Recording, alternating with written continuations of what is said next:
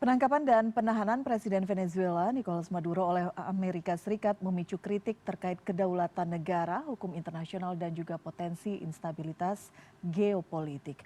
Apa kemudian implikasinya terhadap Indonesia dan bagaimana sebaiknya Indonesia bersikap dalam peristiwa ini, kita akan bahas bersama Ketua Pusat Kajian Wilayah Amerika Universitas Indonesia, Suzy Sudarman. Selamat sore Bu Suzy.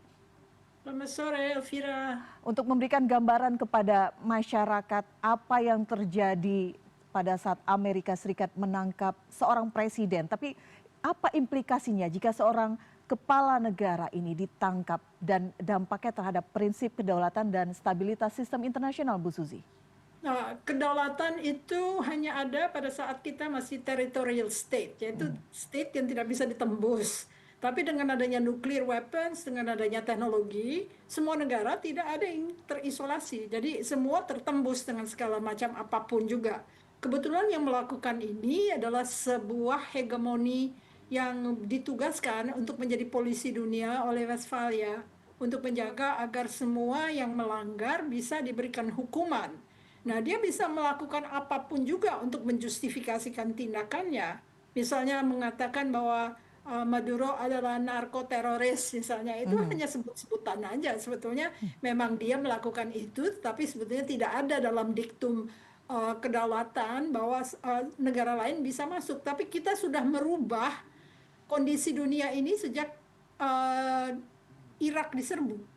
Jadi Irak adalah sebuah contoh di mana Amerika melakukan tindakan-tindakan yang sebetulnya tidak lazim gitu ya. Tidak lazim karena sebetulnya dalam ilmu atau dalam teori dikatakan kapitalisme itu hanya bisa sejahtera kalau dia bisa ekspansi. Nah, ekspansi itu tertahan oleh kalangan warga di negara-negara dunia ketiga yang semakin pandai. Sehingga mereka harus menjaga kualitas kehidupannya dengan melakukan dalih-dalih lain untuk bisa menguasai sumber-sumber daya alam yang mereka butuhkan pada saat di mana kapitalisme itu mengalami kesulitan untuk mengembangkan diri dalam bentuk ekspansi. Jadi kalau kita lihat ini adalah satu hal yang baru yang lahir karena kelompok bisnis Amerika itu tidak puas dengan kerugian-kerugian yang diderita negara Amerika sehingga akhirnya mereka mengambil alih kebijakan luar negeri dari state managers atau managers yang biasa menanggulangi kebijakan luar negeri Amerika Serikat. Nah, kita baru melihat ini kondisi yang seperti ini kalau Partai Republik berkuasa karena mereka adalah partai-partai korporasi. Sejak Irak lalu masuk ke dalam wilayah-wilayah lainnya, kita melihat bahwa mereka agak agak ragu-ragu ya dalam melakukan sebuah tindakan karena state managers biasanya mereka terlatih untuk diplomasi, menghaluskan imperialisme Amerika, menghaluskan ekspansi kapitalisme Amerika. Tapi ini dengan gamblang menyatakan, oke, saya mau mengambil Gaza, saya mau membuat Gaza Riviera, saya mau mengambil minyak dari Venezuela. Itu sudah tidak ada tedeng aling-aling sehingga sebetulnya apa yang dilakukan Trump itu menentang national security strateginya Amerika sendiri karena national security strategy yang dibuat oleh para ahli di negaranya itu menyatakan non-interventionist dan tidak boleh memaksakan negara lain untuk mengikuti pola-pola Amerika Serikat, tetapi kenyataannya kan tidak. Karena memang sekarang pemicu peperangan adalah perebutan sumber daya alam. Jadi Indonesia harus menyaksikan ini dan menyaksikan bahwa kalau sistem kita tidak menjadi sejahtera dalam keadilan, tentunya banyak yang akan memanggil kekuatan lain untuk masuk ke Indonesia.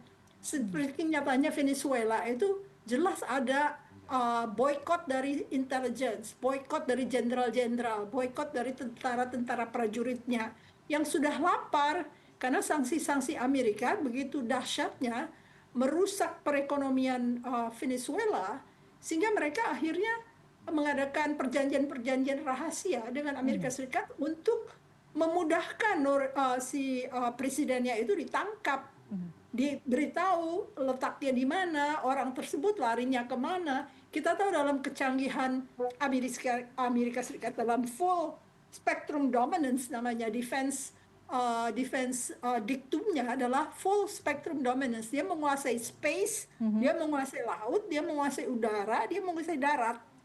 Sekarang apapun bisa dideteksi dari satelit.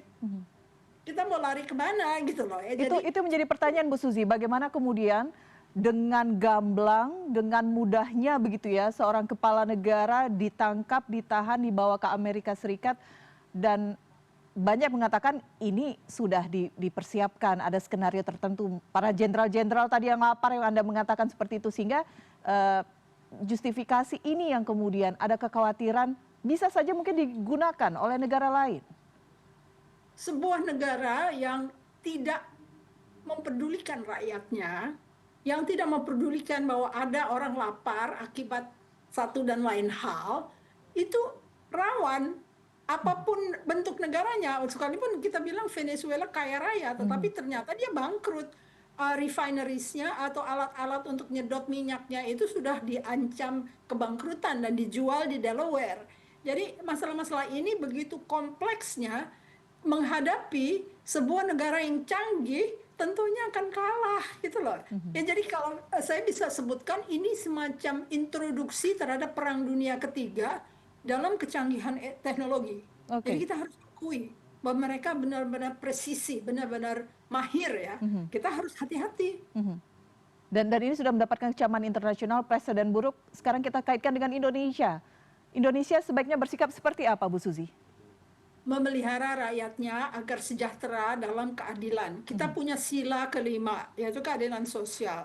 Jangan sampai ada yang tertinggal, jangan sampai ada yang merasa negara ini tidak mampu untuk menyejahterakan mereka. Kita lihat dalam bencana alam.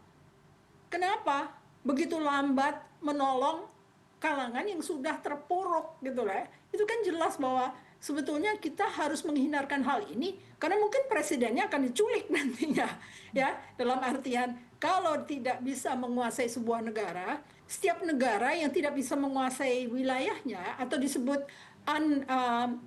unmanned terrain itu harus diambil alih, dalam arti ada kecenderungan Amerika Serikat kalau melihat sesuatu itu menjadi potensi untuk menjadi kebusukan, dia ambil alih atau dia intervensi untuk meluruskan ya kata-kata Marco Rubio kan, kami akan memperbaiki Venezuela dalam cara-cara bekerjanya, dalam cara memerintahnya.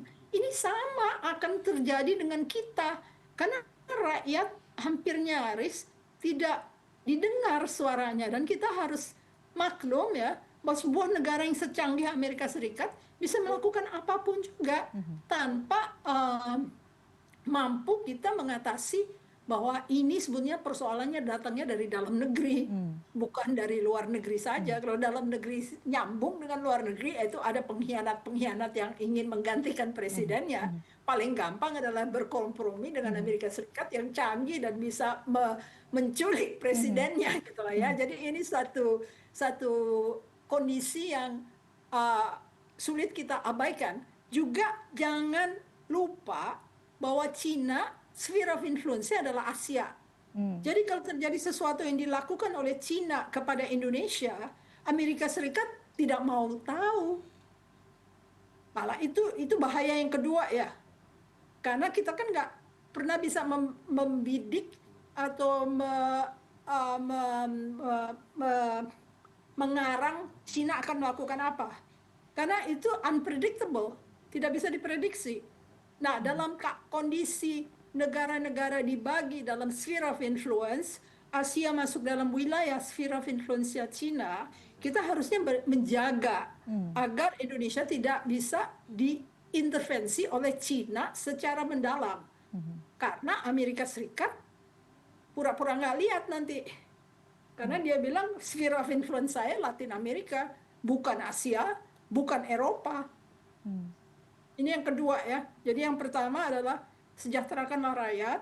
Kedua, jaga intervensi dari negara yang disebut sebagai mempunyai sphere of influence itu di Asia, supaya kita siap jangan sampai kejadian bahwa Amerika pura-pura nggak lihat bahwa kita diacak-acak sama negara sebesar Cina misalnya.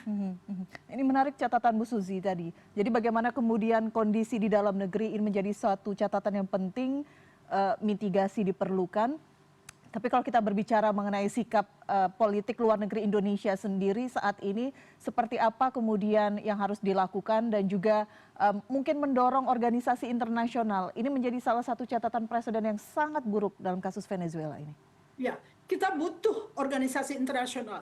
Jadi bukalah bencana, wilayah bencana itu kepada organisasi internasional. Karena Amerika Serikat telah menyerahkan kita dalam sphere of influence Cina. Jadi kalau sampai Cina melakukan sesuatu yang buruk terhadap Indonesia, Indonesia nggak dipedulikan. Tapi kalau kita mempunyai keakraban dengan international organization yang ikut membantu dalam kita mengatasi kemiskinan, keadilan, deforestasi, bencana, dan sebagainya, kita punya sahabat. Sahabat itu kan susah dilupakan ya. Jadi kita jangan sampai kita seakan-akan kita unggul di dunia, nggak akan dilakukan apapun oleh negara lain, karena kita bukan negara miskin, kita kaya, tapi kaya untuk sumber daya alam, tapi miskin kondisi rakyatnya. Oke, baik. Bu Susi, terima kasih sekali lagi. Kita masih menunggu juga bagaimana kelanjutan ini dan informasinya. Akan ada sidang yang akan berlangsung dalam beberapa waktu mendatang di Amerika Serikat, tapi apa yang kemudian harus dilakukan Indonesia ke depannya ini juga menjadi catatan yang penting bagi kita. Bu Susi, terima kasih sekali lagi sudah berbincang bersama kami di CNN Indonesia Newsroom. Selamat sore. Terima kasih, Elvira.